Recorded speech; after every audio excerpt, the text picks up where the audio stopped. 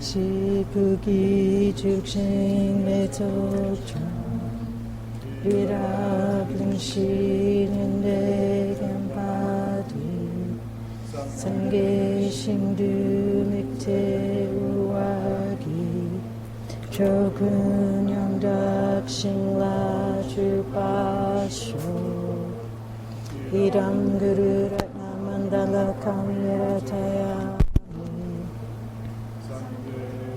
강석이 적나마 전슈바두닥니 캡수지 다기 진제기 배수남기 졸라 펜체 상계 주파쇼 주당석이 적나마 장슈바두닥니 캡수지 다기 진제기 배승남기 졸라 펜체 상계 주파쇼 당석이 적나마 장슈바두닥니 캡수지 다기 진제기 배승남기 졸라 펜체 상계 주파쇼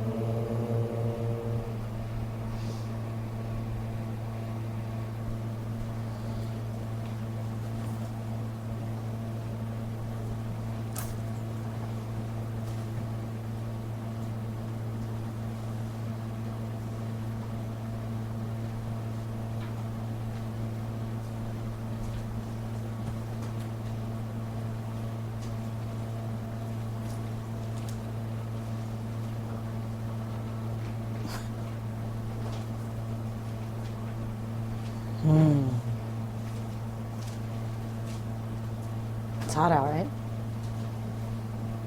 Can you hear with the AC on? No, huh? Yeah? No? She's like, yeah, keep it on. You sure?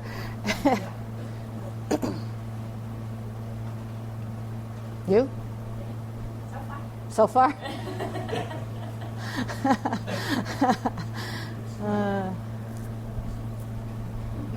Huh? She said, hear what? I said, That's pretty funny. Okay.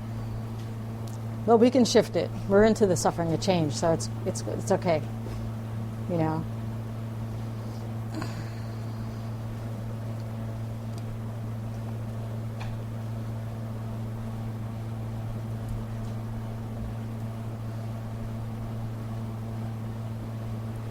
You comfortable?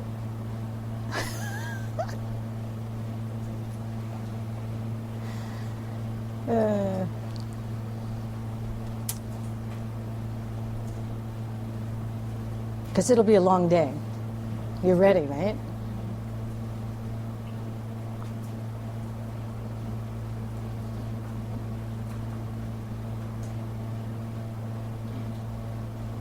Special day. So, I mean, you've all spent one whole day, 2 days doing something that was a special occasion in your lives. You know that.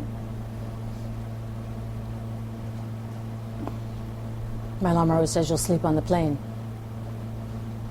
But then that's always a good time to do your homeworks. So really, it doesn't happen.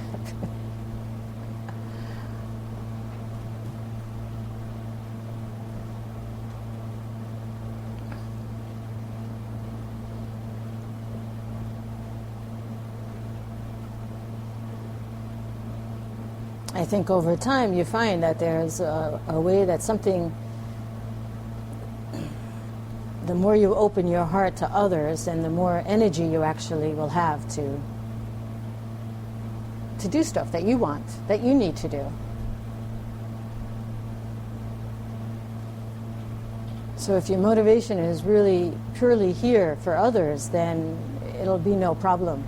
If you feel your energy sinking, then think about how much at that time maybe you're thinking of yourself and not somebody else. And then shift your motivation, shift your thinking, and actually think of somebody else and see what happens. Just really think, how are they doing now? How are they feeling? You know, when your back starts to hurt or your sweat starts to get in your eyes, or whichever it is for you, or suddenly it's too cold, just think of somebody else and you'll see something shift in your perception about how you feel. I mean, our experiences that we have, every moment is always this, it's a relationship of the causes that we've set in motion already and that are resulting, but also because of those conditions that you're experiencing is what's going to give you that new cause that's going to be set in motion. So you have to use it, otherwise you'll have those conditions around you and you'll just kind of repeat the cycle if you don't be aware of what those conditions are for you, and you use that as a new way to respond. That'll help things to change. And that's actually the only thing that'll get you to change, because it's already set in motion.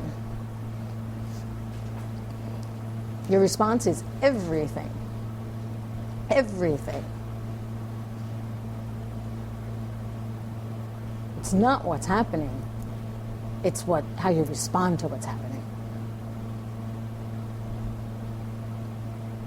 And then the less harm you're doing to others in that response, and the more you're thinking of others, even if it's you responding and having to deal with something, you know, of your body, of your life, you know, but you're thinking of others, it just shifts everything.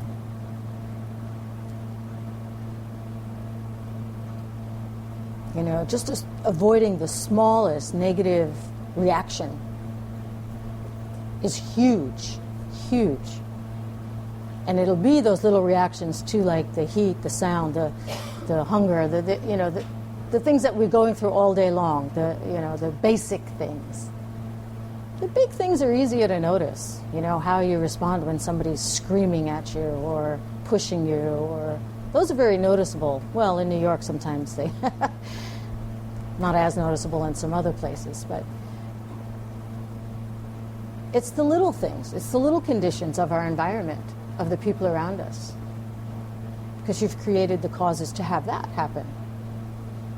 I mean, they're all produced precisely by your actions and thoughts. And everybody around you wants happiness and wants to avoid suffering. Every single being, not one doesn't want that. Not one insect doesn't want to run out of suffering. That's what they live for. Actually, that's about all they could think of.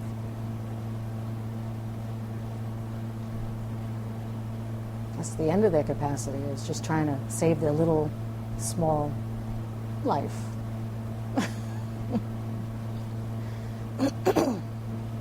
So everything that you experience is just, it's like arranged by your attitude, by your intentions, by your reactions in everything you do. And negative, harmful acts just produce more suffering, and positive actions produce more happiness. But easy to say, easy to even understand in your mind, so hard to do. Very hard to do. Very hard to do.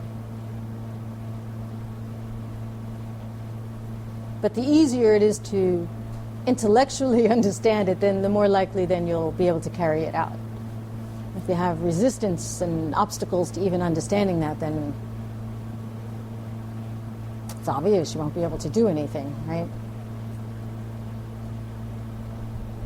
I mean, nobody could force you to react in a different way. I mean, we sometimes try to help someone react in a different way, like, no, you shouldn't be like that, or don't react like that, or, you know, you try to help somebody, you see how that works, that doesn't work. You wish it did, especially in relationships, you know, you're always like, you know, but can't you just, doesn't work. With your friends and people you're trying to help, it's like, can't you just react differently to that? Because you're thinking, because you're not in that emotion. So you're seeing at that time how much it would make a difference. Usually when you're kind of watching someone else go through something, it's like, God, if they could just think of where that came from, why they're feeling like that, it would be so great. They would start feeling different. They would see a different light. You could feel it, right? But when you're in it, you don't have that same perspective.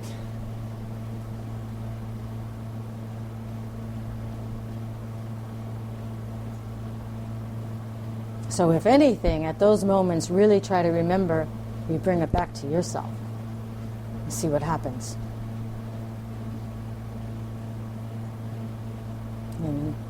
Because to make when you have a higher motivation of living, just even living, then whatever positive actions you do will be like, I can't even tell you how much more it makes a difference.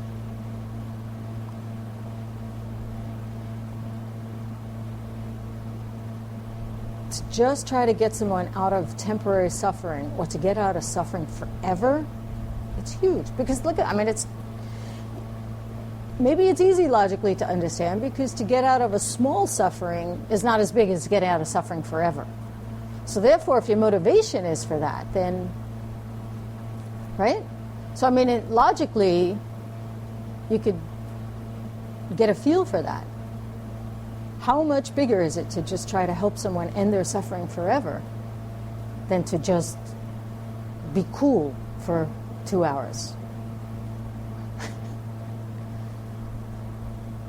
Or to be fed for 5 minutes?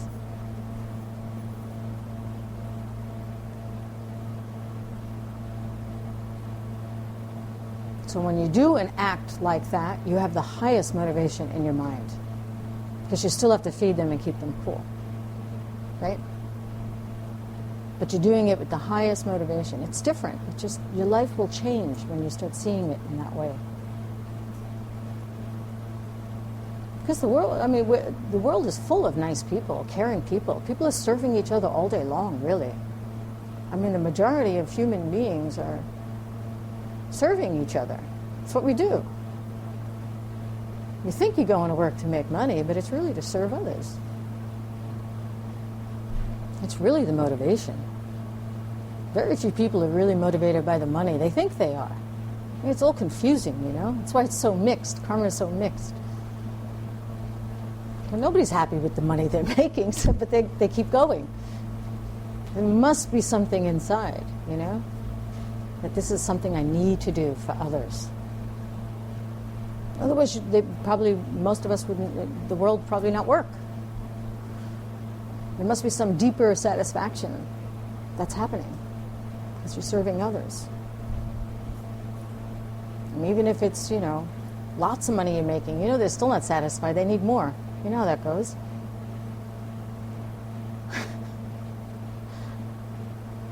Because there's really no change that's required in your physical circumstances in order for you to act like a bodhisattva, to have renunciation.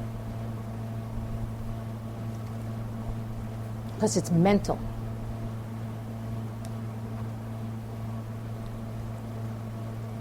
You don't need to change your physical circumstances.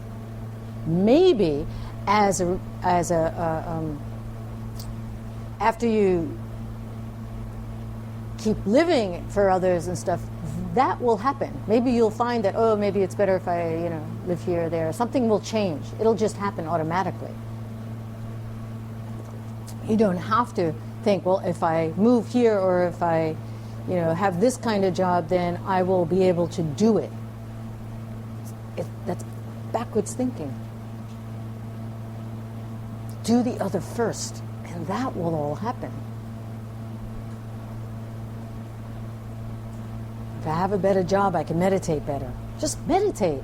Just do it. Suck it up. Just do it. See what happens. Try it. I mean, you can only know if you try it, but then we keep saying in front of us, no, I need to get to bed earlier. No, I need to have the better job. No, I need a better cushion. I need a better, room. Need a blah, blah, blah. Better air conditioner that makes no noise so I could be cool while I'm meditating. We could list them, and we could probably fill the walls with our excuses if we wrote them there.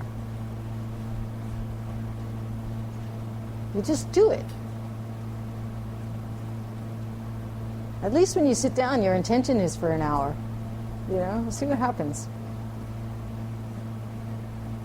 You'd be surprised. Even if you don't make it for the hour. Because that's a training, anyhow. But the intention is, okay, I'm going to sit for 5 minutes. That's all I got. Okay, it's something, right? It is something. Please, it is something. It'll take 5 minutes. If you can get consistent with your 5 minutes for a long period, it's good. It's actually very good. That's the start of opening up the door to being able to do something different with your practice. So don't get down on yourself if you can't do the hour and you keep putting off the 5 minutes. That's not going to work either.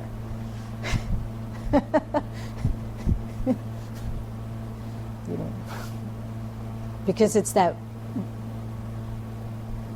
inside change that has to happen. It's not the physical change in front of you. That will be the result. It can't be there at the moment because the condition that's around you is from things you've done in the past. So how could you wait for the conditions in the outside to happen if you haven't created the causes yet? And once you keep focusing on just doing it for others, help somebody else find a better space to meditate. Help somebody else, have that extra hour. Take care of something for them so they can have an hour to meditate. Create the conditions to do it. That's the wish to become fully enlightened for other beings. See, that's when you really have this wish, this hope inside of you to reach there. Then you start really helping others. Because you know that that's how your life is going to change, and you're going to get there fast, and then you could really help them, truly help them, because you'll have every single resource and wisdom to be able to do exactly what they need, just having that wish.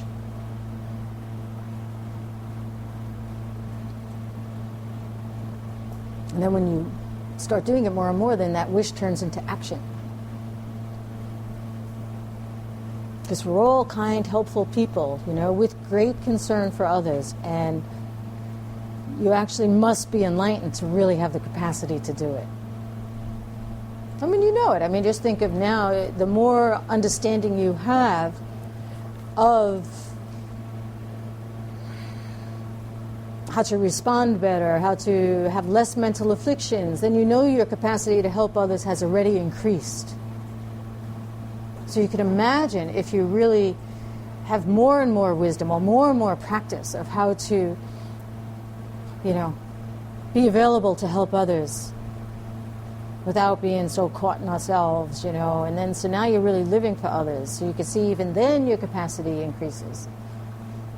So you can only imagine then if you knew exactly what they needed, if you could see their lives of their past, future, present, all in one moment.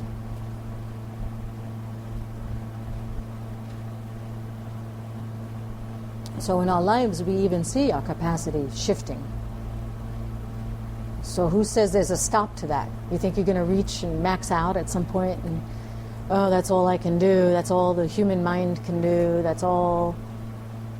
Because I know it's hard to understand, omniscience, enlightenment. Sometimes, it sounds good, but it's hard to imagine. It's a little mysterious to our minds of what that could be like. But watch how it does change. The more your mind and your capacity does change over time. With just getting rid of small mental afflictions. And then you can imagine, why does it have to, it could keep getting better and better. Do you actually see the finish of that? You know, like, oh, well, that's all that's going to happen. You know? But the mind only has so much capacity. That's all I can do.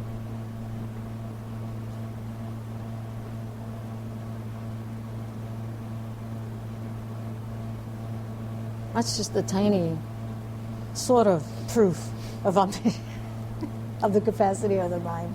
You know? It shows you the potential. But once you decide to do something to help others,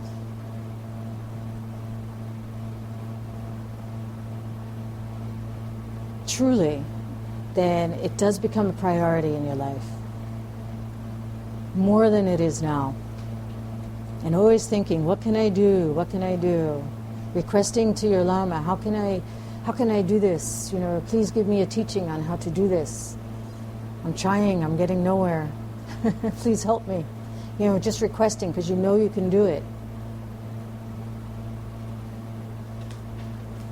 They will guide you. They will tell you exactly. Because they have the omniscience to know your past, present, and future. They have it. You have to believe that. That itself plants the seed for you to have it.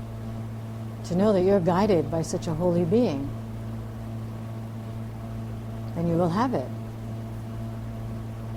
If you don't believe that someone is guiding you in such a way, knowing every single thing that you exactly need at that exact moment, then where's it going to come for you? Out of thin air?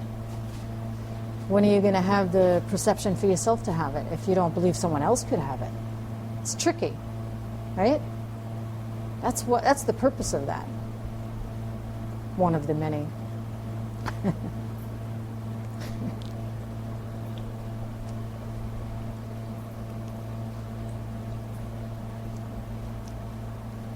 Wishing to reach that place. Just wishing it. I mean, they will reach out and hear that wish. You have to know that. The wish to help others. Your Lama will help you.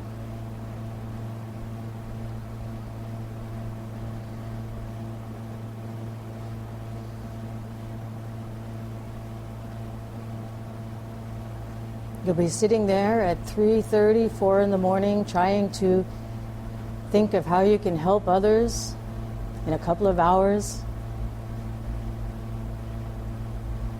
Tired, no energy, but you're trying to think of others.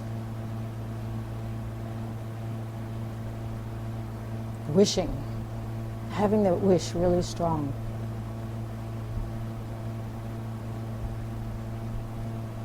And poof, email comes from your Lama.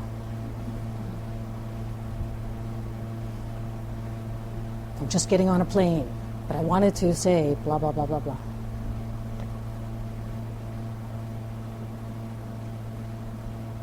You have to know it's really there.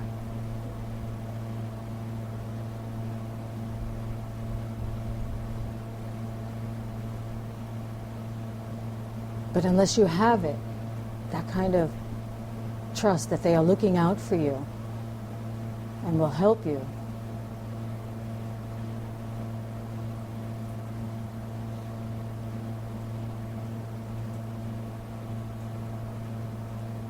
because you have the hope in your heart, you have the wish, and you want to do it, and we need help. We do need it. Can't do it on our own because it's huge. It's a huge job.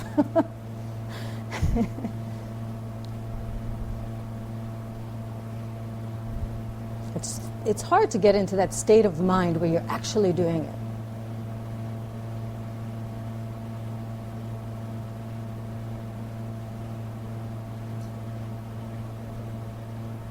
I mean, if you ever get to that point in this life, it's a great thing. It's great. I mean, to look at every single being on the subway and actually think they are your only child and you must take care of them. Because when you have like one child, you know the responsibility you have, you understand that. And to be able to sit and look at somebody on the subway and say, that is my only child, I must take care of them.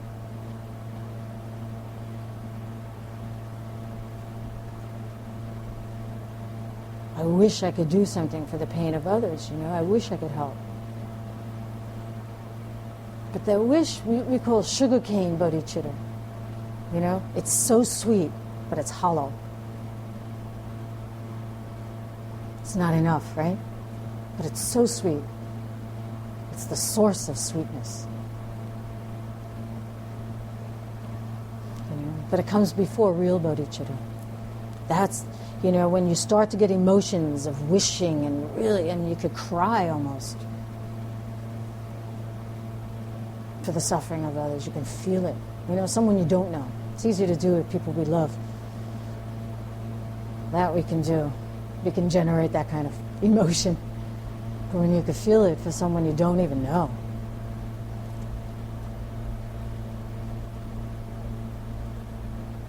You know, but one day you'll get that feeling. You'll want very much to do it. For everyone. Everyone. And your Lama will be there to help you, to send you blessings from afar, or close by, or wherever, never apart. You need that help. You truly do.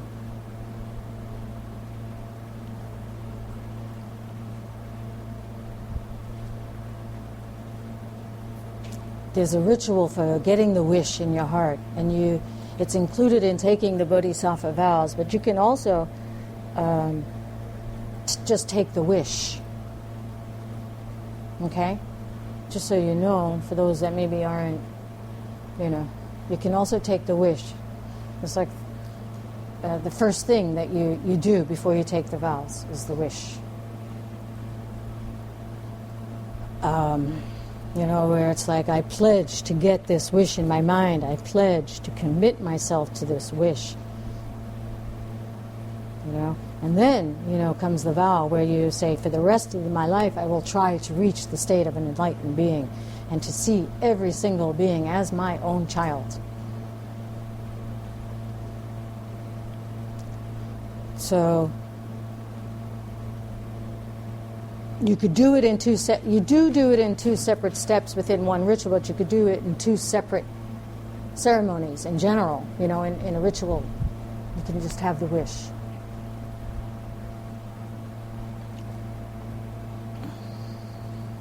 And that's in the form of a prayer, like we mentioned yesterday. Right? And then when you commit yourselves in the form of action, you're promising to act like a bodhisattva.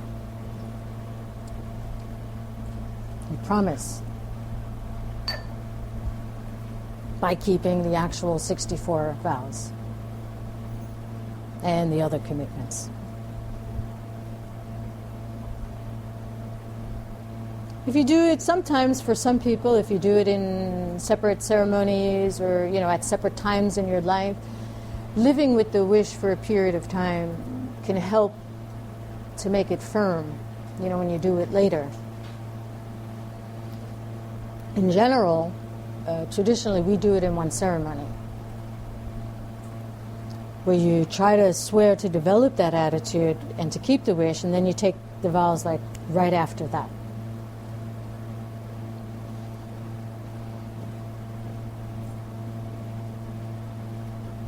Time is short.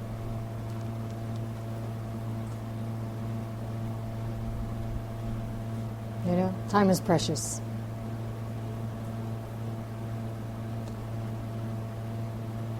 Don't waste the precious life, but do what your capacity is. Right?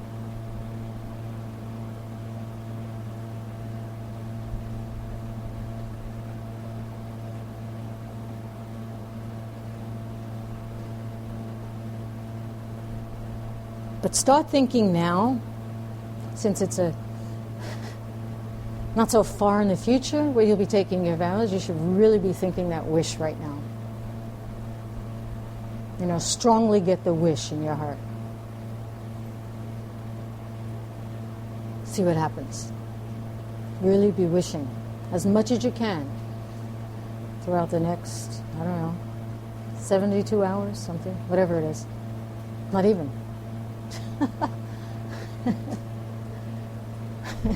Have that wish.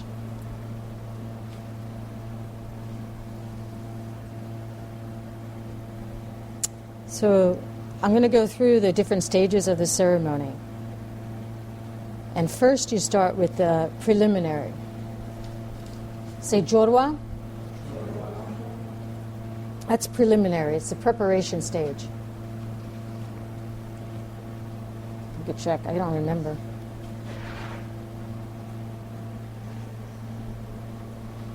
That has 5 parts.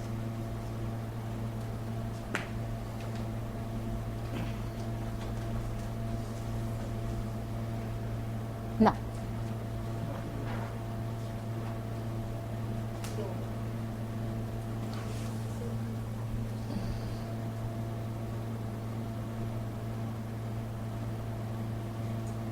The first one is jorwa. First preliminary of the preparation stage is solwadapa, which is where you make the request. Respectful request to your Lama to grant you the vow. And you offer a mandala, you make offerings, and you request to the Lama to give you, please give me these vows. Please give me these vows now.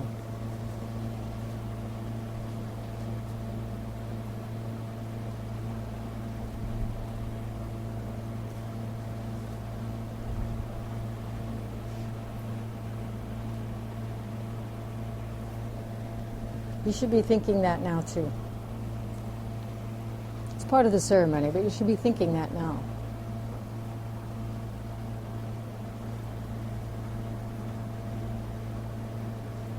Like really feeling that request from in your heart. I mean, you don't want anything that you haven't asked for, right? Someone gives you something and you didn't ask for it. Oh, sometimes it's a surprise and they got the right thing, right? Sometimes it's nice. Usually, that's where usually in your heart you're kind of asking for it, or you're kind of wishing, there's something. And then when you receive that, it's much more powerful, right? Because you had this wish.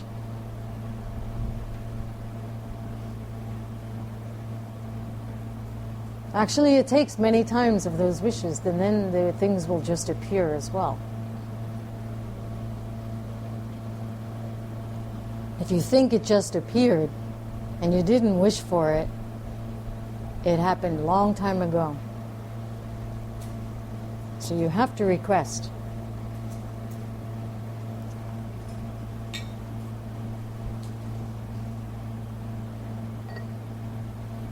You have to. If you're not getting what you're wishing for, then you haven't requested enough. That goes for anything. A good meal.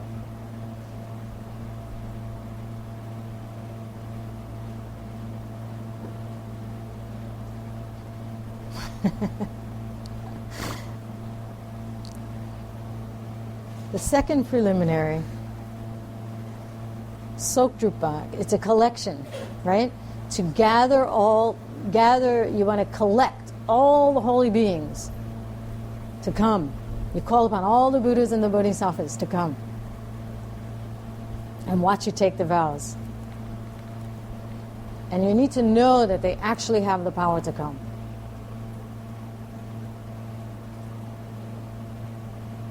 They're here already. Because they could feel your preparation. They're ready.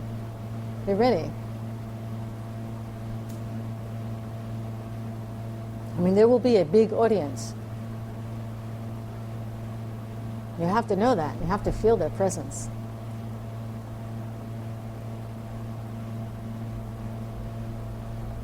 You may not have enough virtue to see them, But make sure you recall the great qualities, because those are the qualities you aspire to.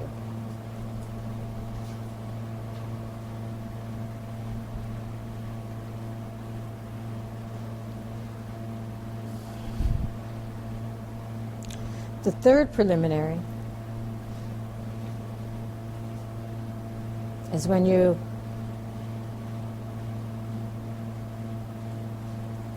how do you say, when you've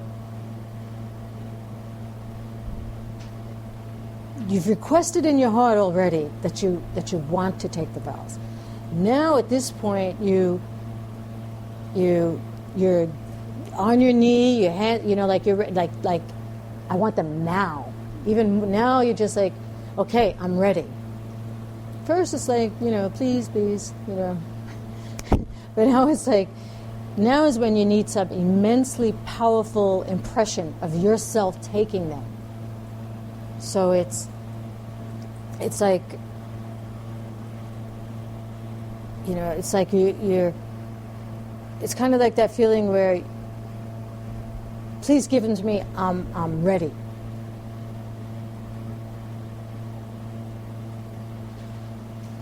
I know that this is how I'm going to collect the great amount of virtue that I need to get to where I want to go. So you're kind of requesting for it to happen quickly. Now.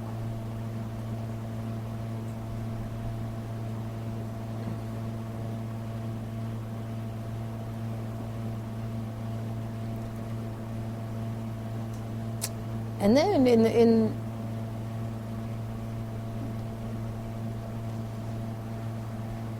you can see how they accept your request, and you feel a great amount of joy. You have to know that they've accepted your request. Whether you could see them there exactly in front of you or not, or you have to see it. You understand?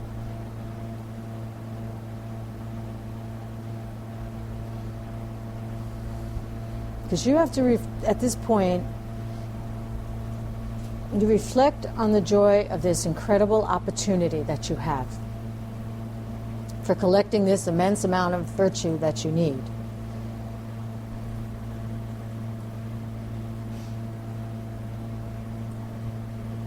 Because you know that amazing things are going to start to happen.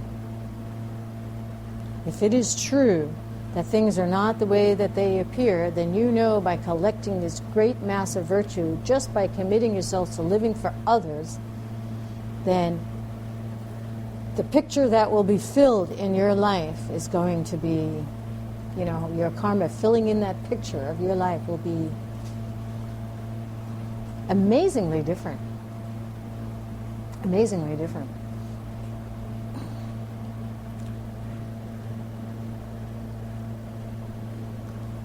And you're joyful that you have this opportunity. Feel great joy.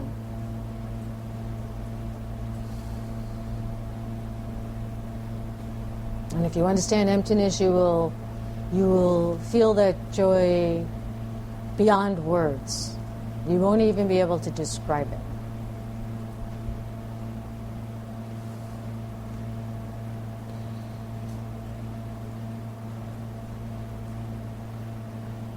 And then the Lama will ask about your intentions.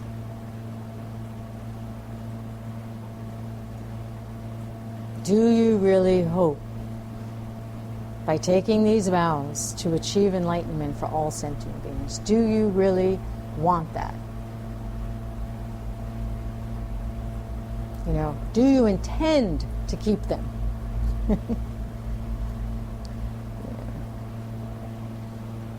Right? First you're wishing and you really want to do it, and now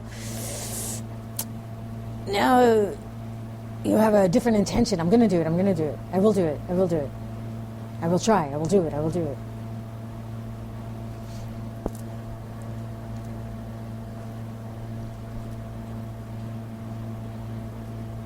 They say in the scripture you shouldn't do it because, others are doing it, like peer pressure, kind of thing and stuff like that. But in a way, if it's a healthy peer pressure of understanding, because you're looking at someone and say, wow, their life is incredible, and I'd like to aspire to that.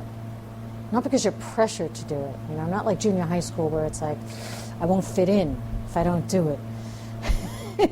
Yeah, I better wear that shirt, otherwise, you know. Not that kind of feeling. But if people help to inspire you, it's different. But even that you have to be careful with, because you're still maybe looking at it as some self-existent thing that's going to get me this result. So do be careful even with that. Yeah. But a good bodhisattva could inspire you easily. It helps, you know, sometimes, because otherwise we don't even know what we're maybe. But you know when you start acting in a certain way is what should inspire you, because you see that your life has changed. That's really what should motivate you. You know, if the more kindness you have to others, that suddenly you're just a little bit happier. And then when you know that, understand that where things truly come from, and that's why this kindness is working, then you're even more happy, or happier. However you're supposed to say those things.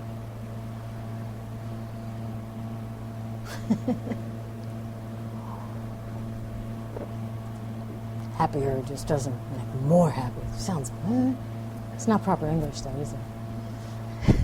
But it just feels better, right? Because it's more. It's not just happier. I don't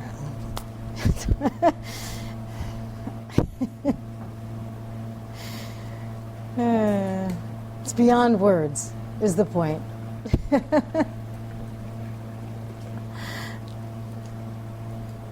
It's something you have to feel in the bottom of your heart. And then you will keep them and honor them. It can't come from some outside source.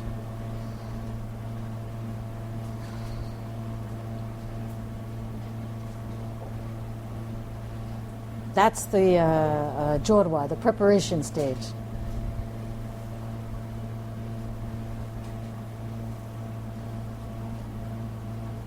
Oh, we did go through this whole idea.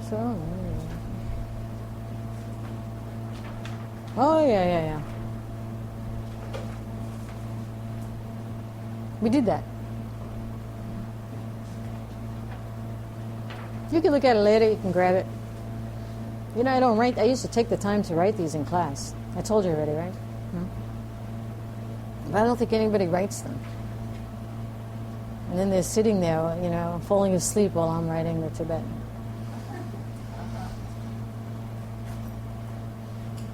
So this is the new technique, and then I forget what I wrote, you know, because I prepare it, you know, beforehand. I don't even write it sometimes. I have someone else.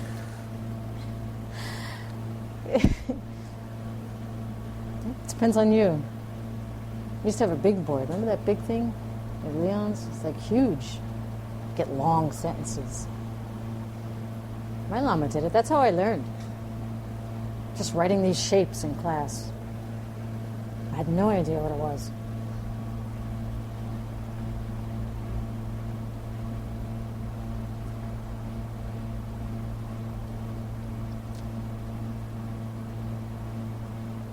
One day you'll see why. Anyway, say Nushi. That's the main event, the actual ceremony. That takes about a couple of minutes. The preparation takes much longer.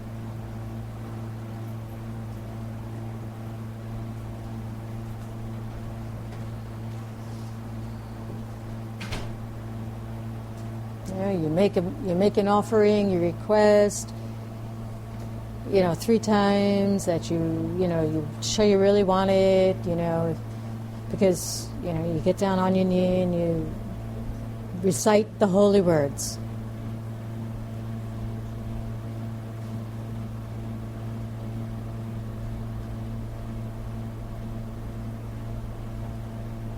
And it happens very quickly, the main event. So the preparation is really, really important. What's in your heart throughout the time is really, really important. Because otherwise then the main event will last about 1 minute, 3 minutes. Yeah. So in order to have that time last lifetimes, you can imagine what the preparation of your heart must be. But there's something in that moment. There is. I mean, it's like when you I don't know, you get married. It's like, jeez, it's like preparation is huge sometimes for some people. And then the moment is blah, blah, blah, I do. So it's like that. And then you're like, it hits you, but that preparation, there's something in that. That's why it's there. Because if you just did the main event, the main part, then it would be like, okay, what happened? But with all that preparation and all the offerings and money spent, it makes a difference for that one moment.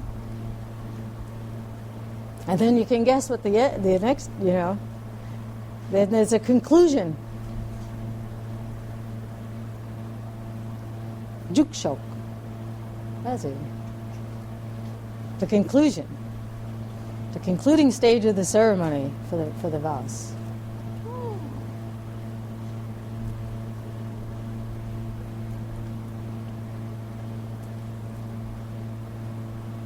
I mean, you've asked all the Buddhas and Bodhisattvas to come and to acknowledge your oath to them, and you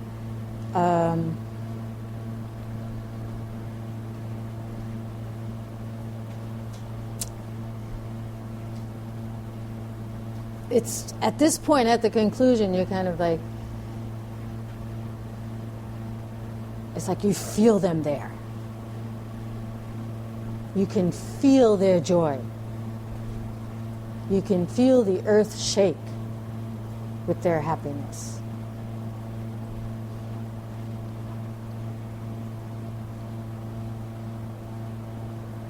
And then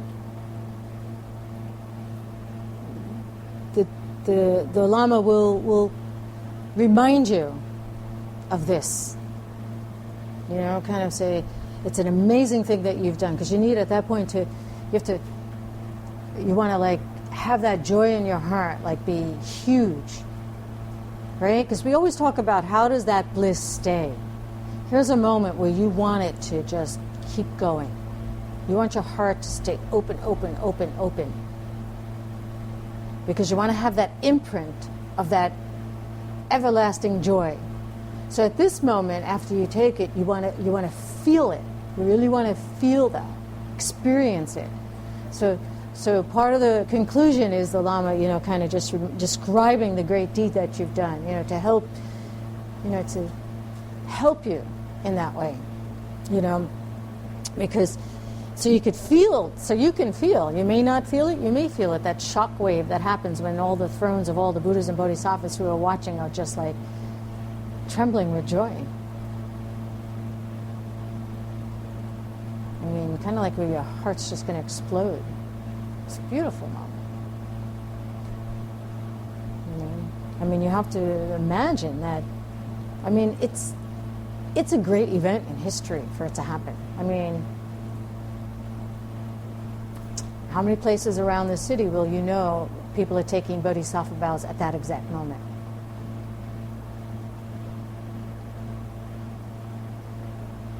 There's got to be a couple of other places I like to imagine. But out of how many millions of people? It's rare. I told you yesterday, I mean, the room would be filled if we were talking about how to I don't know, something.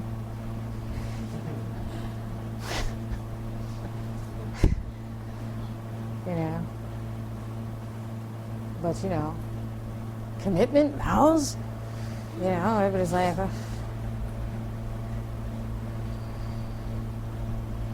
they're at the beach. They got the weather report months ago. They knew this would be like, in the 90s. Vows? That could wait. Commitment? No way. But if it was a class on, how to bring the beach on your rooftop in New York City, the room would be packed.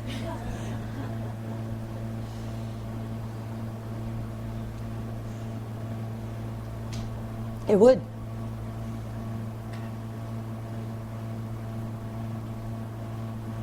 And sometimes you need to teach them how to bring the beach on the rooftop. It's important. Also, not saying that that's not important. Okay?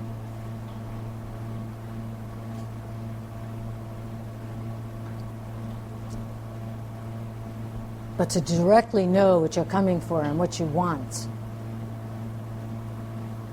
without any skillful means. You don't need it. You don't need to be gathered to do this in a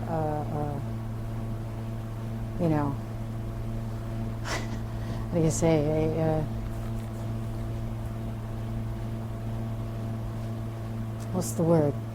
I don't know. Flowery, soft way, like, oh, your life will be, better and this and that, and you'll be happier. No, come, make them commitment. Do it now. Many are waiting for you. It is a great thing that you will do. It is huge. It is so huge.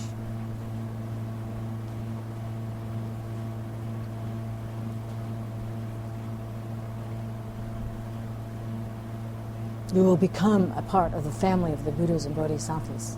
They will look upon you as their child and watch very closely at everything you do and help you.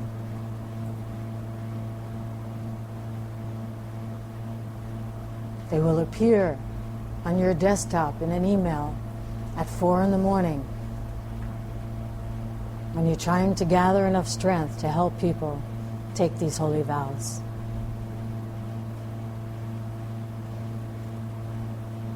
And you will see them there in front of you as they fly through the sky. They will give you light to your heart.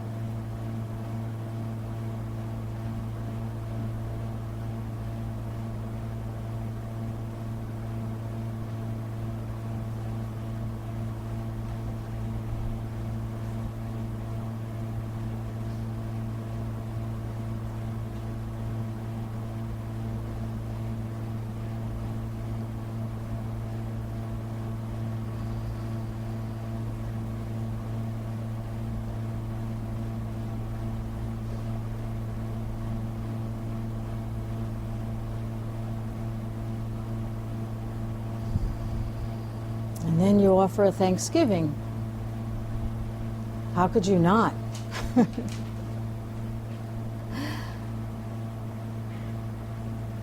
How could you not give thanks at that moment? Of course.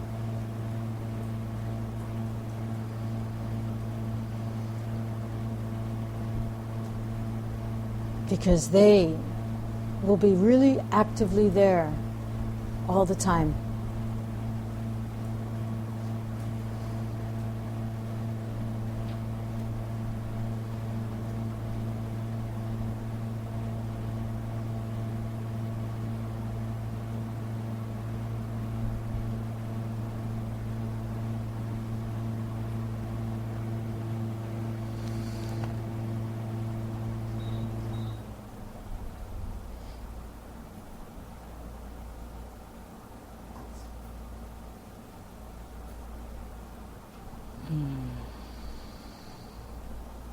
And once you have that peace in your heart to know and to see and to feel those angels there with you, your heart angel there with you all the time.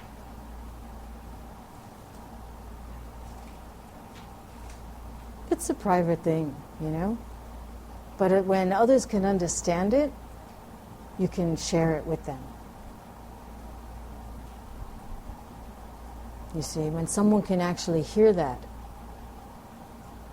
they actually saw them there with them as they were flying through the sky, and you can maybe get a glimpse of the possibility, then you can share the joy that you have when that happens.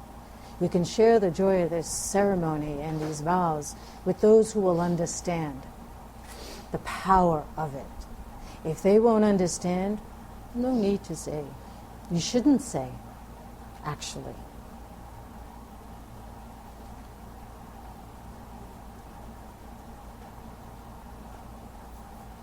Because something happens if, it's not a secret vow. There's nothing secret about it, but you should be a secret bodhisattva. You know, nobody should be noticing, oh, he's such a nice person, he does all these things. It's kind of like, who did that? Where'd that come from? You know, like you appear like, you know, that's the goal. It's not to be recognized as this nice person. So it's a secret practice in that way, you know. But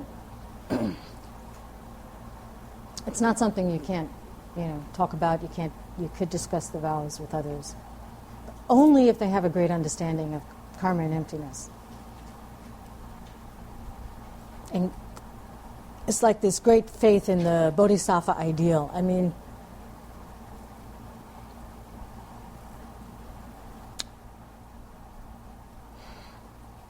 Some people think it's crazy that you're actually letting others get the advantage first. Some people really don't understand that. They don't get how you could devote your life completely to others. Oh, come on, you got to take care of yourself. Oh, you got to do that for yourself. You need that. You need that. Yeah, you should do that stuff. You have to, because you have to have the strength to take care of others. But that's not your motivation. You're doing that for others, right? Some people don't get that. That you would, be the last one on the bus would be the stupidest thing to do. It's that you give up all the profit that you make to someone else, all of it. Some people may think, well, that's crazy. You gotta have something. Give them 10%. It's enough. Send in $100 a month to those people who are on the top of that list, right? Of who you see as suffering most, right? They would think it's crazy that you give everything.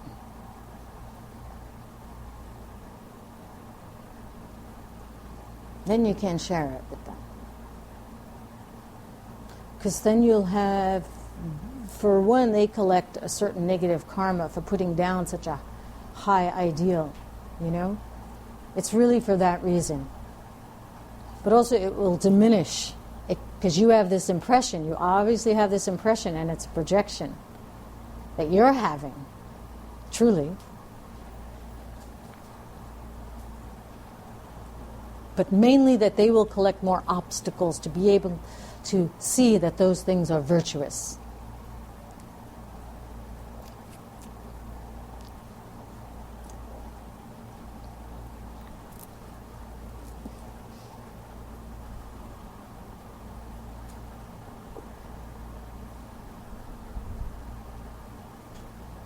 So, rejoice with your friends, yeah.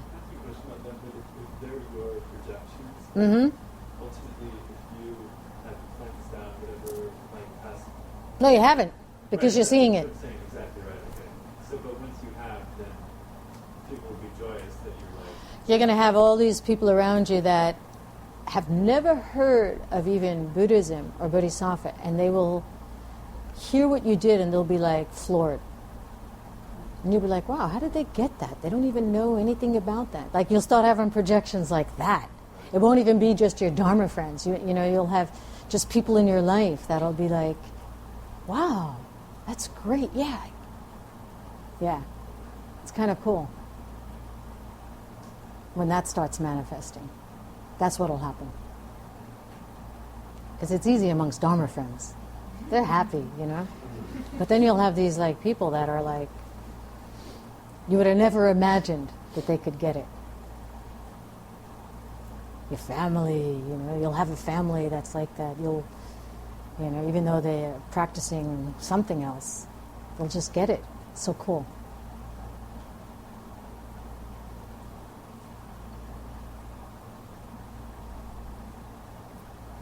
Then you start getting suspicious, you know. Who are these people that have been around me all this time? Here, I thought I was, you know, the only one studying and this and that. Suddenly something shifts because something was purified.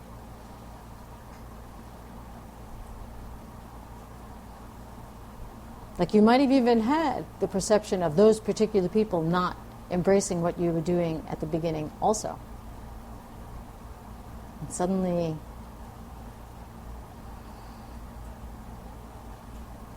they're like, honey, aren't you going to that class today? And you'll be like, oh, you know, like they'll be like there before you. They may not be going to the class, but they, you know.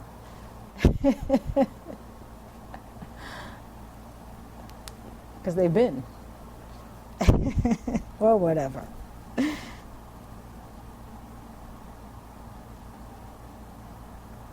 I mean, you're a unique person who can actually do it, so because there's certain qualities that you even have needed to acquire to be able to do it.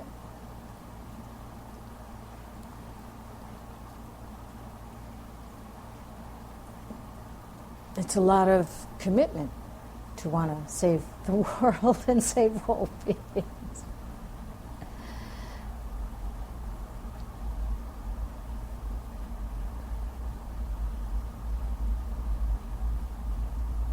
So, you know, I mean, some people don't have that same.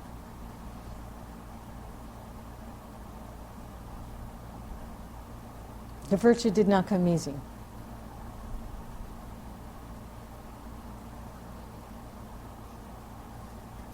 I mean, the qualities that you have to have is, well, how do you say? Yeah, to even hear it, for one, to wish it, and then to do it. Because first it does take hearing it, that you'd be in a position where you might have heard something and say, wow, that sounds really cool. I can relate to that.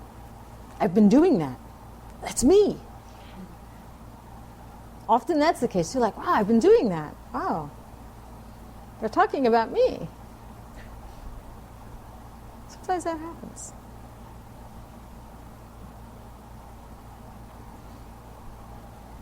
But first you have to be a human being to do it. I mean, you have to be a human being. And it's a human being who wishes, right? You have to have that wish. Because you don't lose them when you die. Like many of you are probably just taking them again. You never know.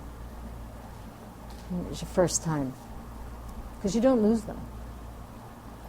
As we spoke yesterday, the power diminishes even if you break them and so on and so forth, so you can imagine. Like some vows you do. You know, Vinaya vows, after you die, then they go.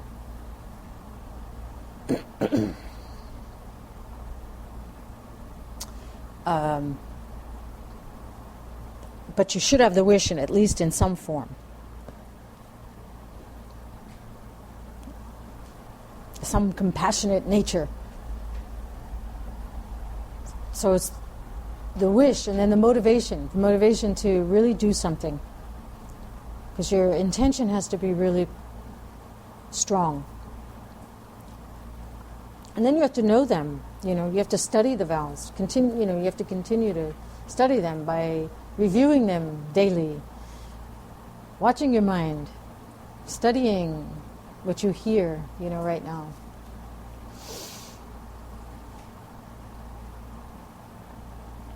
Intend to keep them and intend to understand those 3 moralities that we spoke about, the top 10 non-virtues, to avoid them, to make them virtues.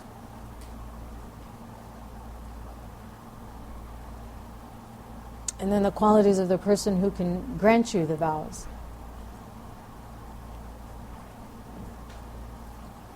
In the text it says that it's preferable but not necessary that the person who grants you the Bodhisattva vows be ordained monk or nun. Preferable but not necessary. And that just has to do with already having some of the Praktimosha vows, where they say it's also preferable but not necessary for the person who's also taken them to have, like we went through yesterday, to have those vows, different individual freedom vows, including layperson's vows, but not necessary, but at least holding the top 10. Right?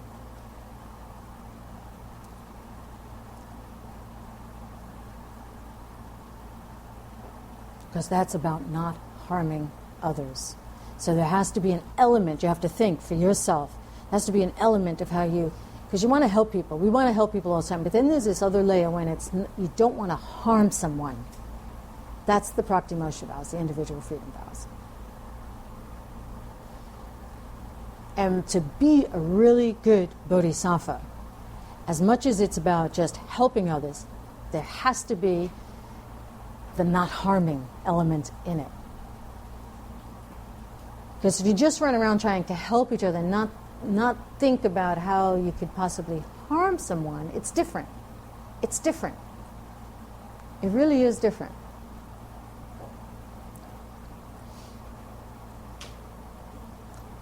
And you could meditate on that and see what that means for you, how that is. Every time you're going to help somebody, how is the idea of not harming someone also incorporated in that action?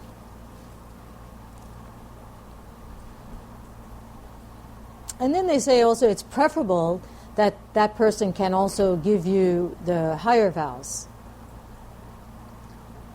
at some point. The secret vows. Not saying that even you're thinking at that moment about that, but it also gives an element that the person who's giving you the vows is on the quick path. They're going to do everything, to help you get there quickly.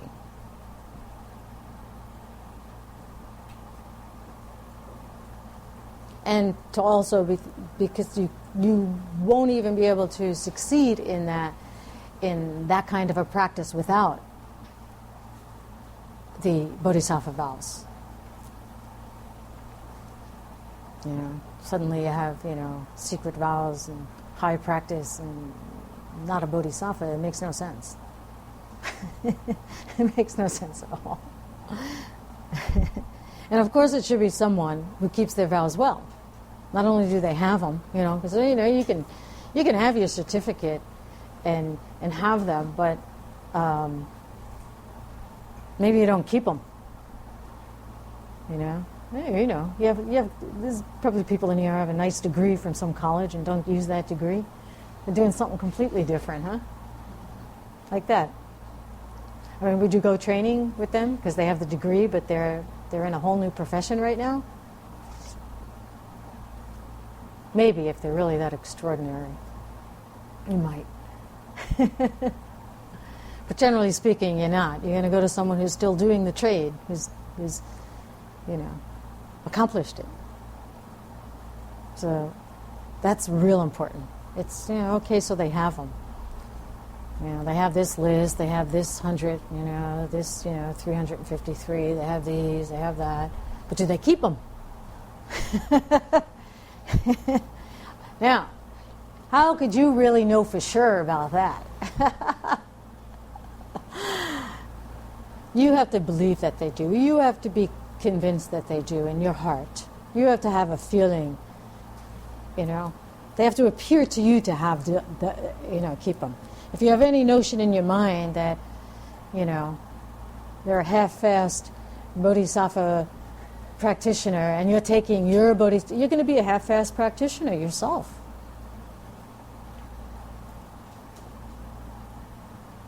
That's what it's about. It's about you seeing them, yourself in them. And of course they should have the Bodhisattva intention. They want to help all living beings.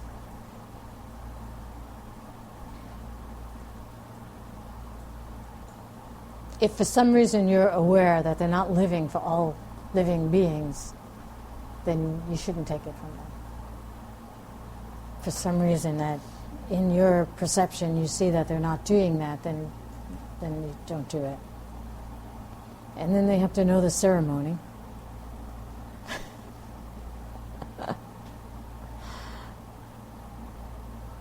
Can do the ritual and stuff like that. Knowing all the text on, the text on the way of the Bodhisattva and so on and so forth.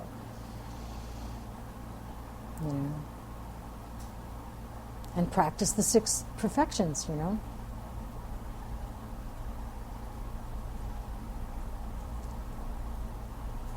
They haven't degenerated in their practice.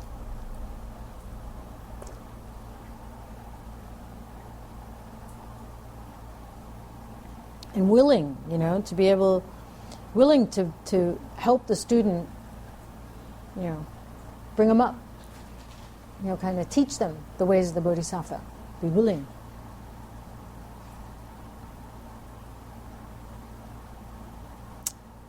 And another quality is that they have a sense of renunciation where, as we spoke about yesterday, wanting to get out of the suffering life. So therefore then they will not be grasping to the things of this life. They're satisfied with what they have because the goal is not to gather these things. Because the focus is on getting out of suffering.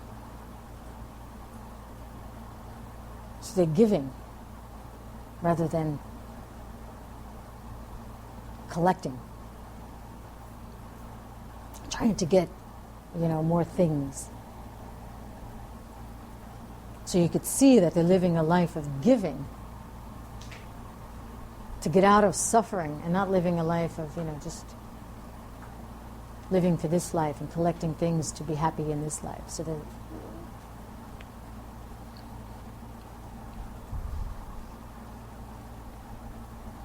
and they should have a respect for the vows that they have.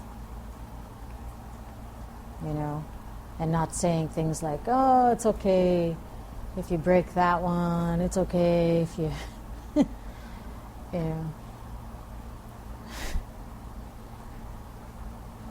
So here's where the 6 perfections come in. We were just talking about, someone who's giving, right? Has a sense of renunciation and being satisfied with what they have. Here they have a respect for the vows, which is morality. They never talk bad about keeping morality.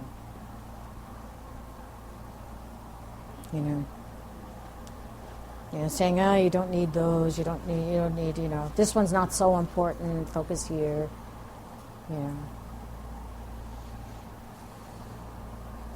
And of course, if they have a general bad attitude, vows, how are you going to have a good attitude about it? I don't know. Some of this to me is off. And then a person who doesn't get angry easily or upset or hold on to anger, they keep the perfection of patience.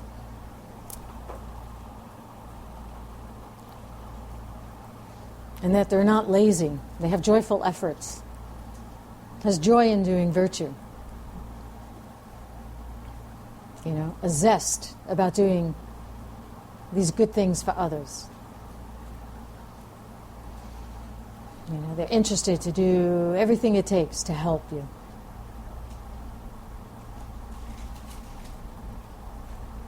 And then the next perfection is what? Meditation, concentration. So they're focused and of course can meditate well, but mainly that the mind isn't like wandering and easily distracted into doing other things rather than living the life of a bodhisattva. You can sense their single pointedness on helping you.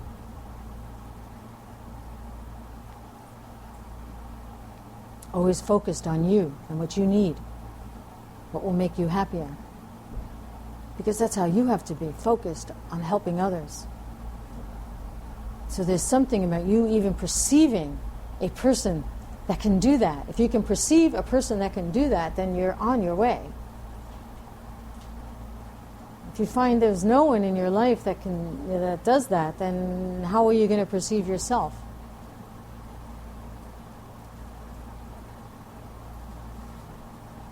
They will manifest for you. And of course, they don't put down the greater way, which is don't have a degeneration in wisdom.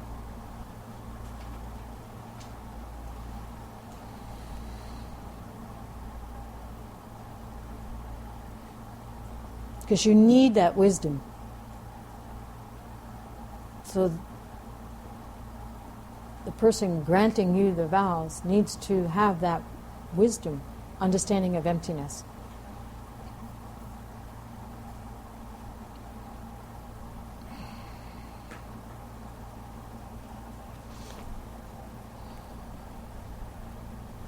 So that's a big, yeah. It's a big list, I think. But we have to aspire to that. We must aspire to that. Those are the 6 perfections. Those are just, someone upholding the commitments you're going to take. I mean, it's a big list, but at the same time, it reflects exactly what you are, what you have to be. I mean, really, it's a reflection of you.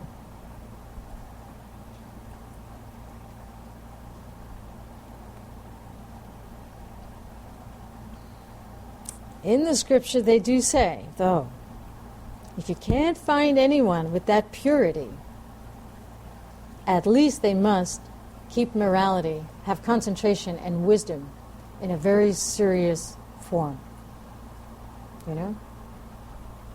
At least those of the perfections. Of course, having the vows. They should have the vows to give you those kind of vows.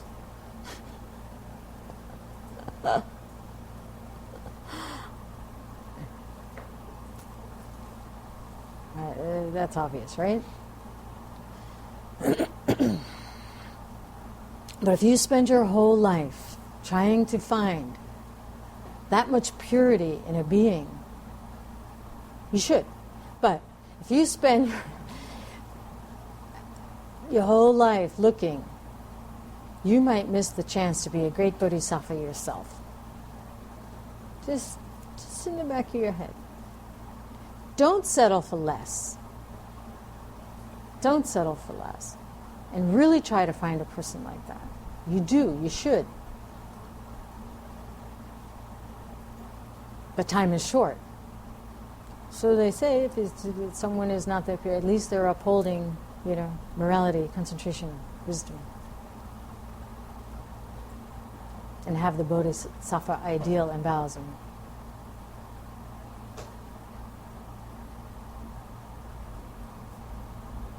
Then, which nowadays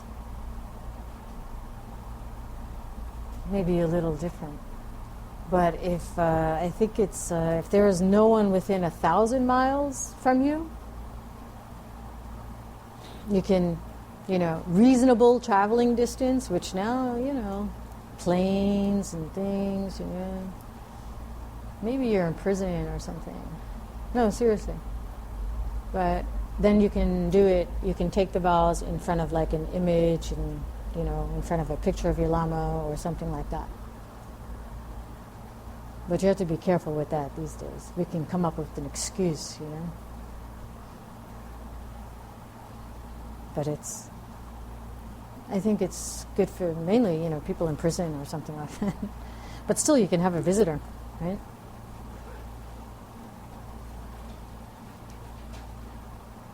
Or you're in some place, and I don't know. I'm sure there could be some extenuating circumstance we could find. But But it's discouraged. But it is in the scriptures that,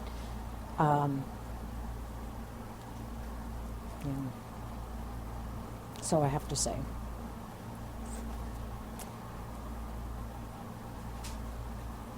What's the schedule? I can't remember. Yeah, but this one ends at what time? To me, it's like just all day long. So I'm trying to keep like a little bit so you could have proper breaks and and stuff. I just keep going. I'll try.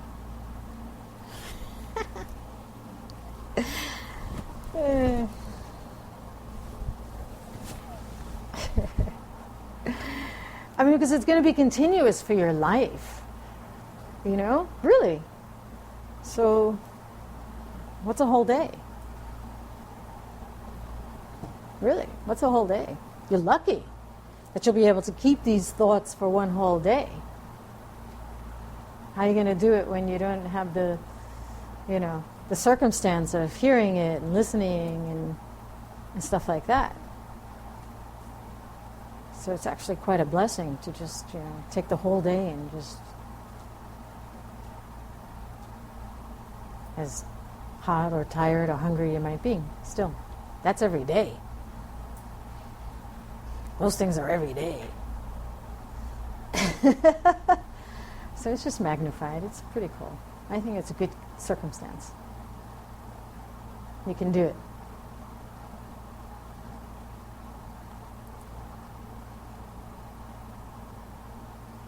Because now we get into the vows, and it's very heavy. So it's, you have to sense it like this. Because all day long we'll just be going through vows, okay? You gotta get, when you're feeling this, what do? Think of others. Think of somebody else who's going down. And that will bring you up. Because it is heavy. It's heavy for the heart. All the things will come. Sleepiness, bathroom, you have to call your mother. Everything will come.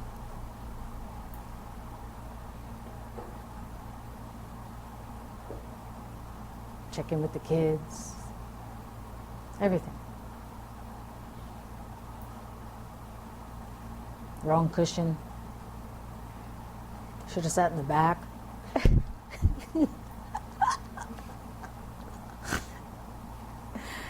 Should have sat in the front. I can't hear a thing.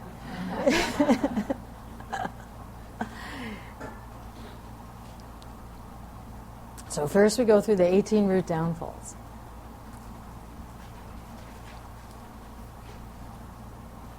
Say, satung.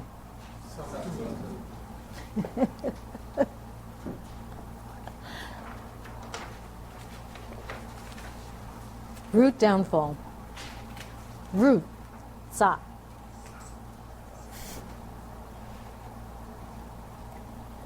Because the root of the vow will be cut, destroyed in your mind.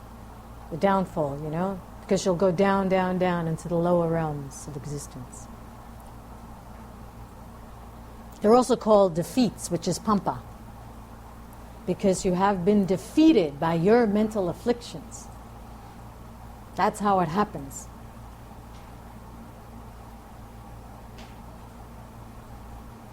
And once you're defeated by your mental afflictions, you won't be able, defeated over and over again, you won't be able to have the realizations you will need as a bodhisattva to keep, to see emptiness directly, So you have to fight your mental afflictions. You have to slash them. That's what you want to cut. It's your mental afflictions, not the vow. You do? If you failed of cutting your mental afflictions, then you're defeated. You're defeated then.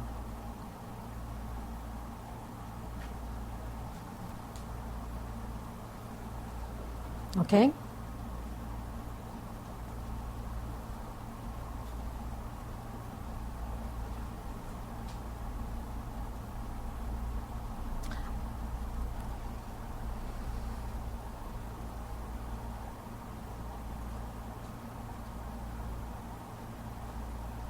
don't know, I just find that fascinating, that the way to know that the way that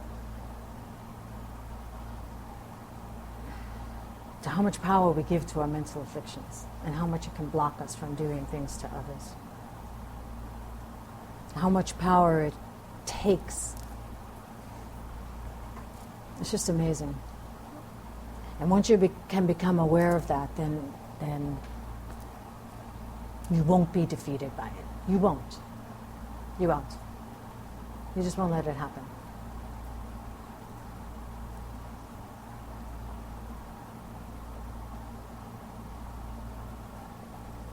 So, the first one, the root downfall of praising yourself or criticizing others. Dr. Shenmue. It's not a general just putting down and praising others. It's very specific kind of praising and criticizing.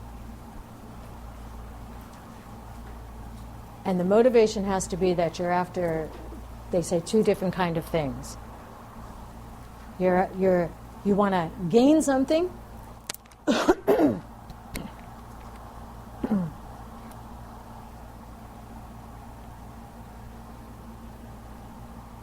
You know, like you want to gain things, you want to gain respect, those kind of things. Things and respect.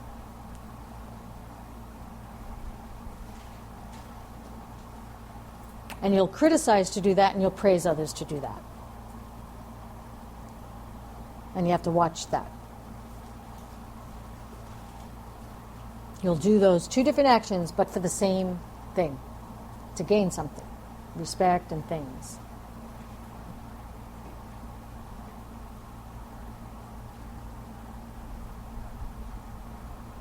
Failing to give dharma or material assistance. The root downfall of failing to give dharma or material assistance. Not giving the dharma teachings. So once you have the wisdom, already you should be thinking, how am I going to ever teach that? How am I ever going to share that?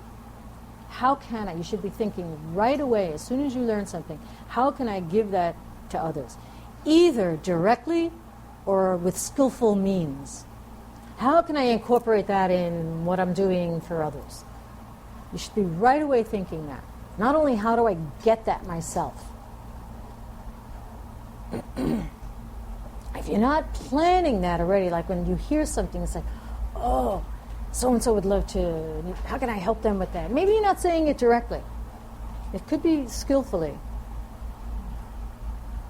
And you learn how to do that to help people over time. But you should be already thinking about that.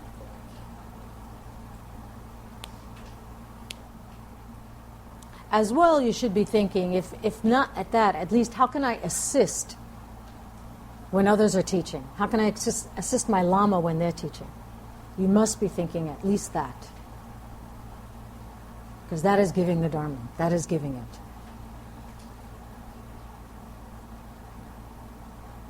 And the minute you, and here it's also material assistance, right? So the minute you get anything, a material item, whatever it is, even if it's something that you're going to wear or something, right? You know, or you're going to eat. Can you imagine, you know, at that moment, you know, you're thinking as you purchase it, how can I give this away? Before you consume it, before you put it on your body, how can I give this away? It's beautiful. It's a beautiful way of thinking. Still, you might consume it and wear it. But just thinking, as you're getting it, how can I give this away? Because as soon as you do that, then there's something about the attachment to it that has shifted already. Because you might have even saw a certain person in your mind that might like it, or who would like it. So maybe you'll get another one for them, or you get something later, or you know, whatever. It'll get different as time goes on. Or maybe you will give it. You'll turn around and you'll see someone on the line behind you is buying the same thing, and then you just walk away and pay for it and don't take it, and they get up to their register and they're like, the guy says it's free. And they'll be like, what do you mean, a sale? No, just for you, it's free. You gave it, and you didn't take it.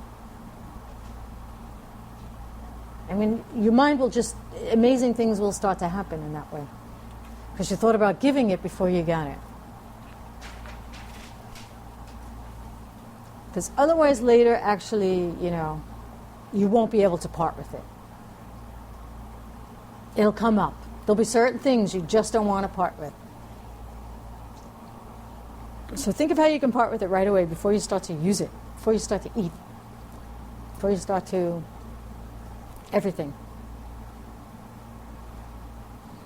Otherwise, then there's all that, stuff attached to the object. And it's also easier to give to someone you like. So much easier, right? So much easier. But if you don't like them, they're not on the top of the list of getting that thing. They're not. So also imagine, sometimes think,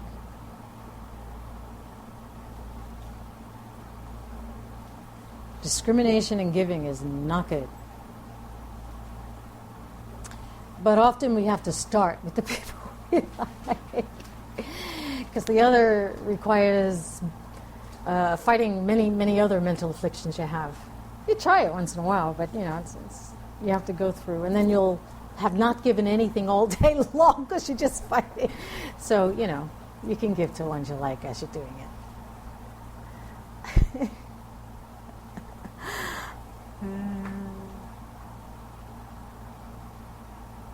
That's a hard one,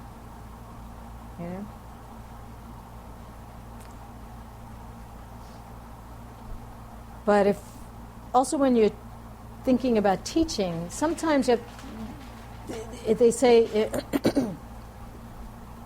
to look out that you don't have the feeling of like, I don't want to teach them this because then they'll know more than me. And then, I don't know, they'll get the job faster than me. Whatever is also laid on top of that. You think, because maybe you think you're great with that knowledge, and actually because then you're needed by them also. If you keep it and you don't give it, then they need you. Sometimes we have that. Maybe in very subtle ways, Then I'm needed. Then they have to pay me that fee or something.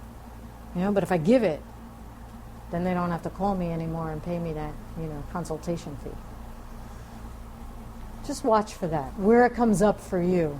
In what way? No, if I teach them all, then I have a class that no one's going to show. What? That'd be great. That so many people are out there with that knowledge and then teaching or doing something, that'd be great. Then you can go to the beach.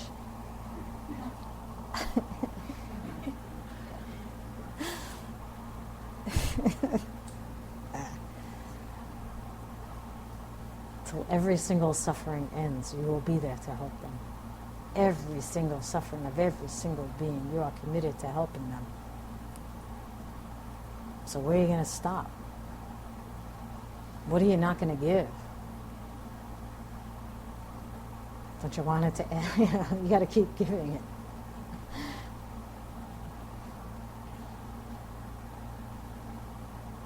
They say also that whom you're giving it to,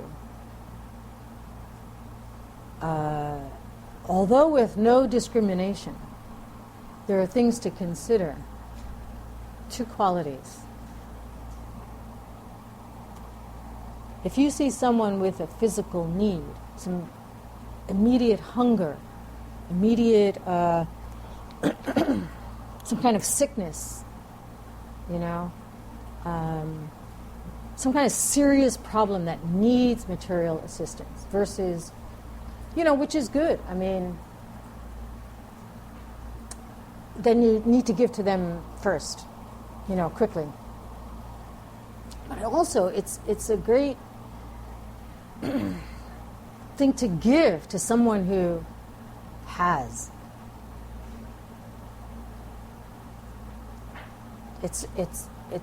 It's powerful for them, actually. recently I took some family members out and just paid for the whole thing. I was in a moment of, I don't know, some kind of Bodhisattva thing. But, and my sister was like, because she has a lot of money, and it's like, I don't have any money. And she's like sitting there waiting for the bill, and she just couldn't even believe that it occurred, and it was very powerful for her, Sometimes you need to give to also people who have, because you'll discriminate. She can pay.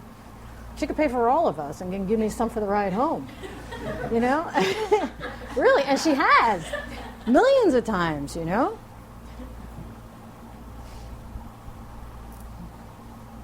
But sometimes you need to just jump over that, because you also find yourself in that position a lot.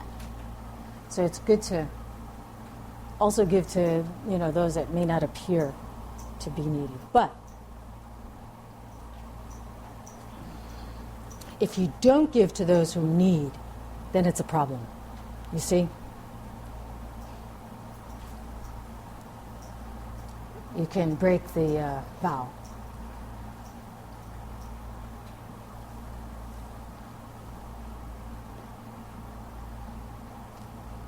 And then, of course, if they're looking for some personal support, and no one else but you can help, then you must do it. They have no other support network than you. You're some kind of protector for them. You must do it. They depend on you.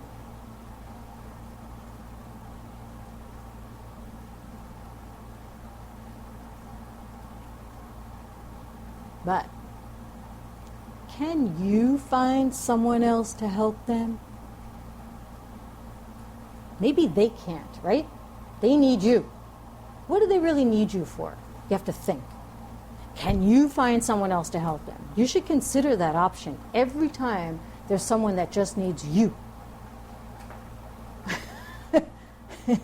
Okay? It's like, otherwise you get pulled in by your pride. I can help them. They need me. I'm the only one who can do it. Very careful about that.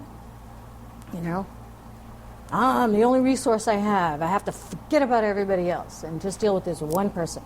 You've got to save millions of people. How much time is that one person going to take? Maybe you could find someone else to help them. Maybe that's the best thing you can do.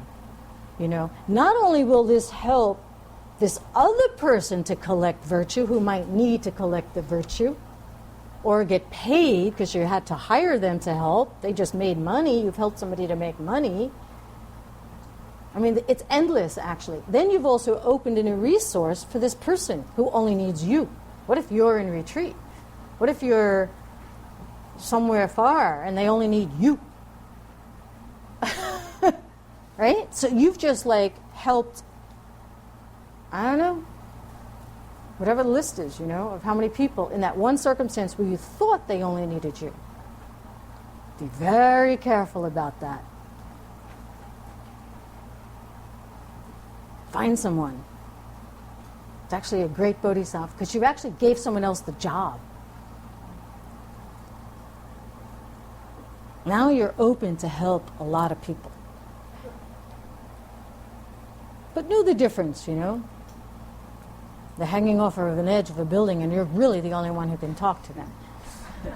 Don't be wasting time calling up, wait a minute, go. I mean, know the difference. Know the difference. Don't be fooled either way.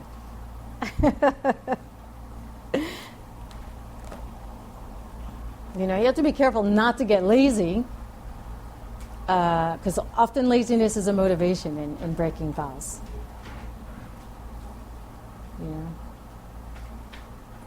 Or you're going to be discriminated. Well, you just don't want to feel like, giving to the guy. They've asked for money, they're on the street, and they're falling over as they're asking, and you're thinking, oh, he's an addict, he's a drunk, I shouldn't give to him, and it's how do you say, you have to use your best judgment, of what you can do. If I give him money, he's just going to get another fix. And we know the stories that go through our heads. And the kids on the street. Why don't they go home to their mother and feed them? What are they doing here in the city anyway? Clogging up the street. Go back to Oregon. It's like whatever comes to your head. You label them that after your mental affliction. You've labeled them, you actually had the mental affliction first, then you labeled them as this. So be careful. Are they really that? Or did you have this mental affliction and suddenly they became this object that you suddenly have an excuse not to give them? It came from you, your mental affliction. You think you saw them as that and then you got mentally afflicted? No. They don't self-existently exist as that at all. At all.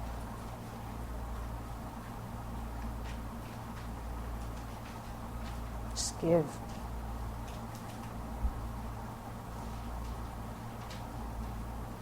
Just help them.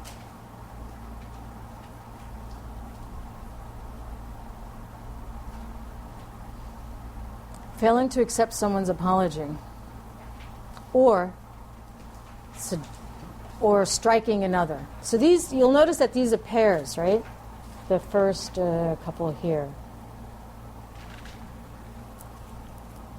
And you have to kind of say, well, how do they fit together? Okay, so this one's the third one. It's like someone did something bad to you, you got angry, and here is the key for this particular one, because you'll see it come up later. But here it's like you didn't let the anger go. You held on. It built up to a point where, you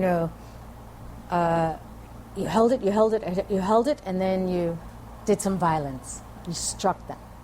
So that's where it comes together, where you failed to accept someone's apology or a suggestion they had to you about, something.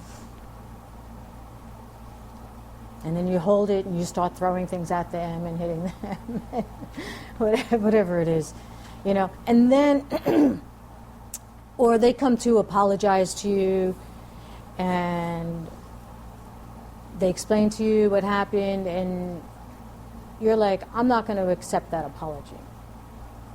Because you built up so much, you held so much that I'm just not going to accept it. That is unacceptable. I am not going to accept that apology. Yeah.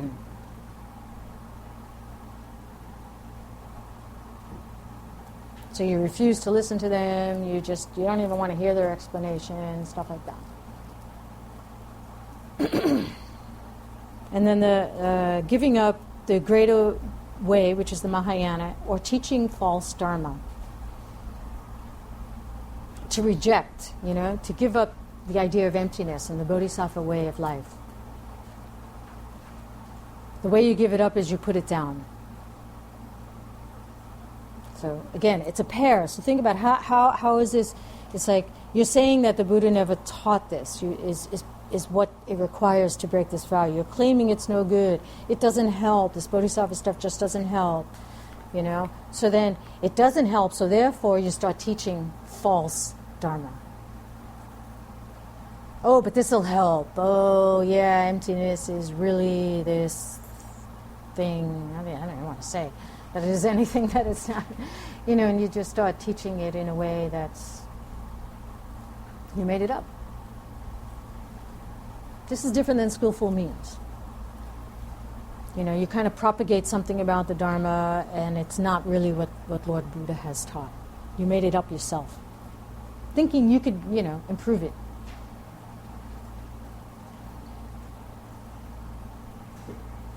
These teachings could not have survived for thousands of years if it wasn't kept purely.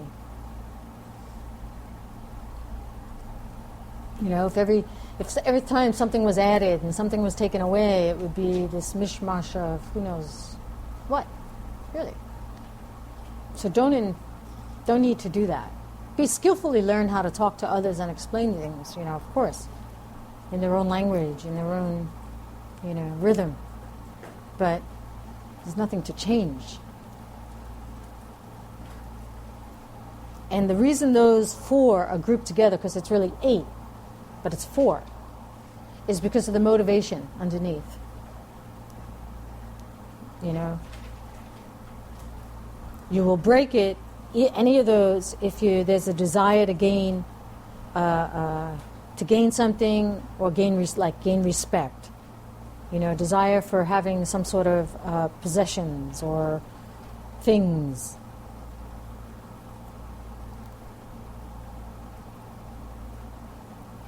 If you have some sort of motivation to harm others, you know, to hold back from them, to give them harm.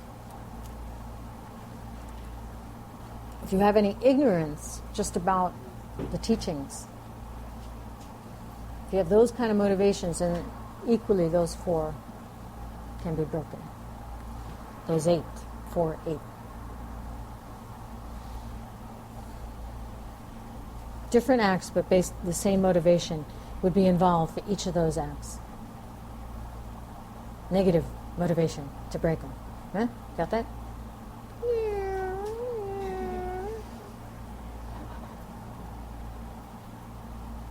Let's see, how many vows can we do before?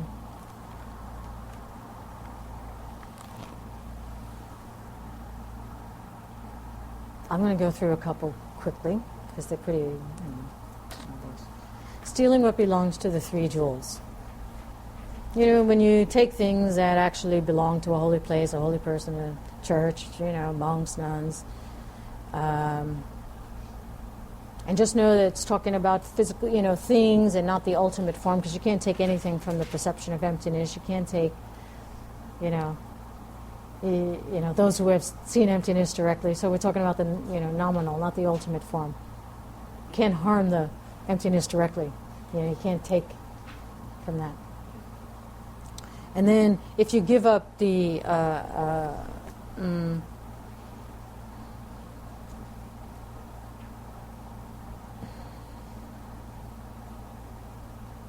if you give up the teachings, the highest teachings, by saying, oh, you know, this is because this one, we just said giving up the Mahayana, and the 4th one, or teaching false Dharma. Here, the 4th and the 6th is a little difference. This one is the root downfall of giving up the highest Dharma. So it's the difference of the object of this breaking, of this root downfall, is saying Lord Buddha did not speak any of these ways. The object of the 4th downfall is that you say,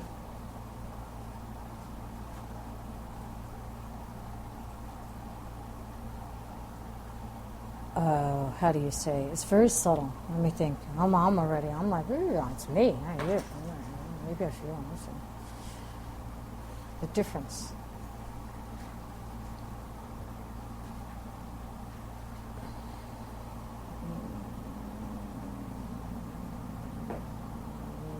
First one is just putting down the greater teachings, and this one is putting down all the teachings. Didn't speak any of these ways, you know? The 4th one is the body of teachings of the greater way, of the Mahayana, of the Bodhisattva ideal. Okay?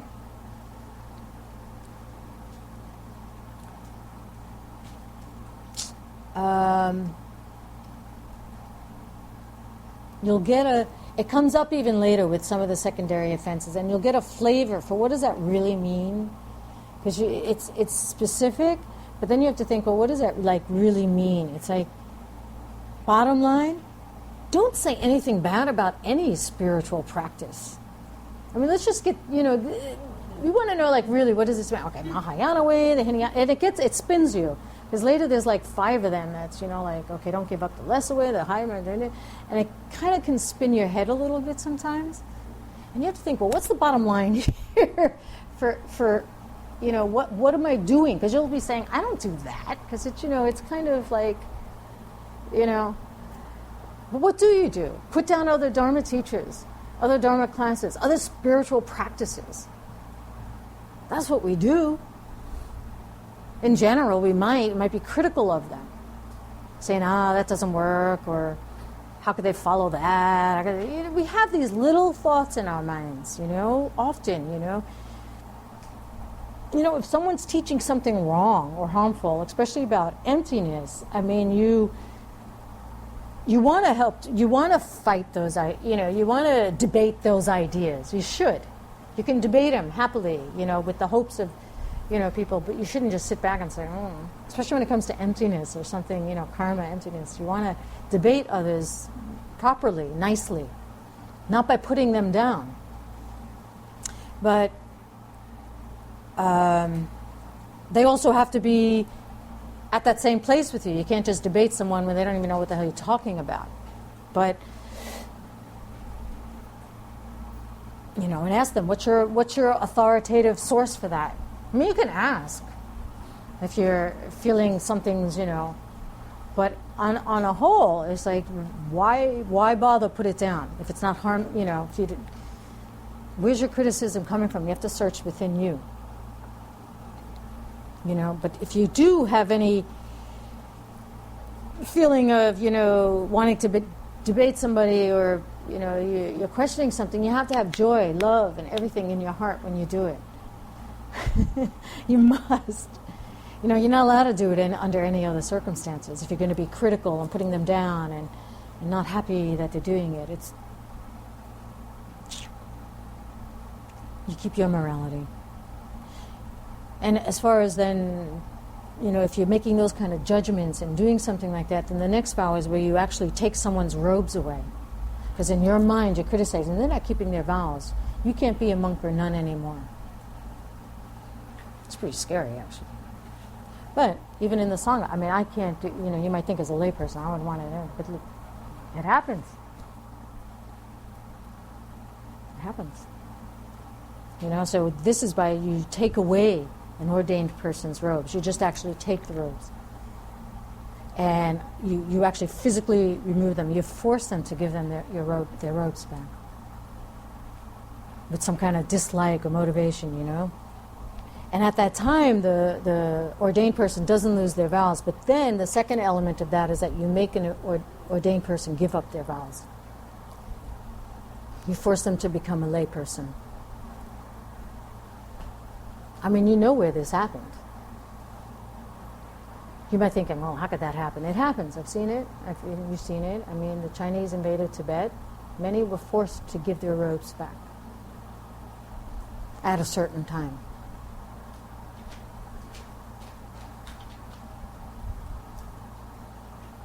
It doesn't matter whether they're a good or a bad monk or nun. To do this, you break your vow.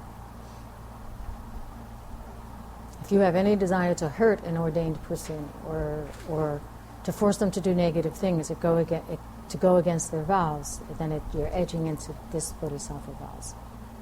Remember, the robes actually represent emptiness. So that's what you're messing with. It's not necessarily the person per se. Huh? Emptiness. The Sangha is the representation of seeing emptiness directly.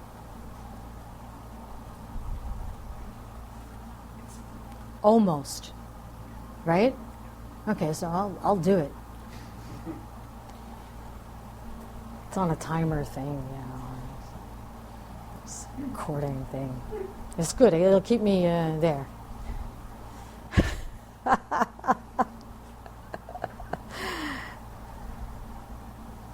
Seeing emptiness directly. So just keep that in mind, okay?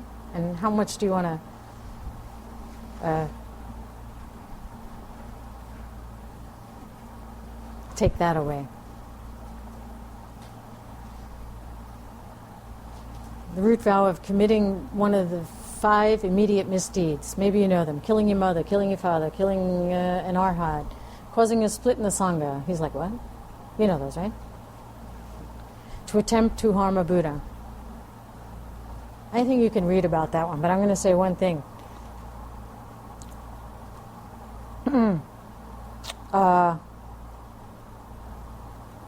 Mainly about the divisiveness, causing a split in the Sangha. You can't do it. It has to be done at the time of the Buddha, blah, blah, blah, blah, blah. You can read it in the reading, exactly, specifically what it is. But there is nothing more destructive to the peace in the world than for followers of different religions to fight. And you know it. Almost every war is about something like that. So this one is extremely important. Don't read it when you read it and say, oh, I can't do that, because you really can't do it. It has to be, Lord Buddha Shakyamuni has to be present during this, and it did happen, blah, blah, blah. But at that point, you must be thinking that it's horrible for religious people to be splitting against each other and bad. What's the purpose? Okay? And then the root downfall of holding wrong views. Classic wrong views.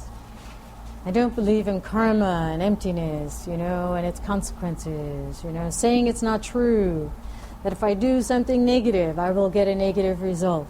If I do something positive, I won't get a positive result. To say it's not true, it's not happening. Nothing's happening. I'm not happy, Lama, because I'm doing all these good things, but nothing's happening. That's starting to edge into you don't believe in your actions are going to bring a good result. So be careful. You may think you don't have wrong view, but if you think it's not working, then you're not having faith that your actions are working. They will. You want to increase the power, you increase the power. But don't go starting denying the possibility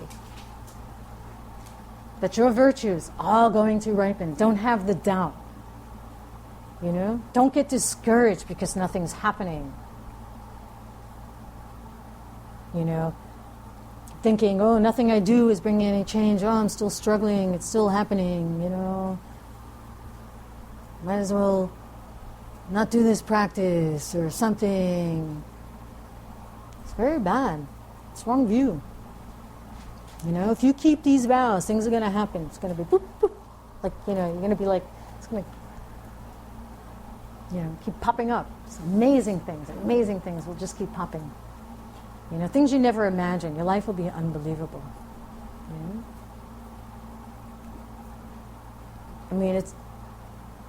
You just have to keep them. We can go over them and, and stuff like that, but it's up to you.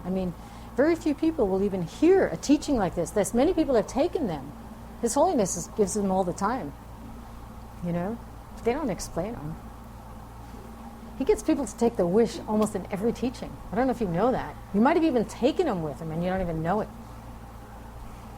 It's fascinating. But he can do that. It's amazing. The seeded plants in your heart. But still, to get a teaching on one by one the vows, you're going to be like at the end of the day, you don't even realize how rare that just was. It's up to you. If you keep them, your life will go through extraordinary experiences. If you keep them wishy-washy, then you'll have a wishy-washy life. And that's it. You don't keep your book, you don't look at them for years, and then that's what you're going to have. Something you can't see. The changes you can't see, because you can't see the vows in front of you. Keep them in your heart. They will guide you. Your life will be unbelievable.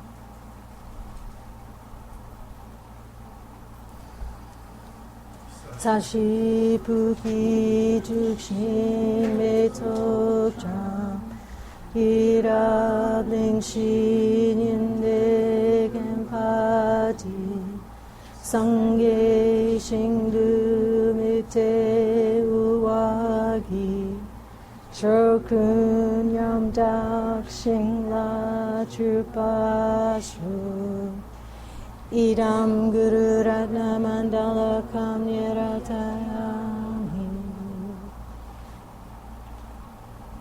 Okay, thank you. I'll see you. Eat now. Have a good break. Because later, you never know. Now's the time. Relax. Meditate.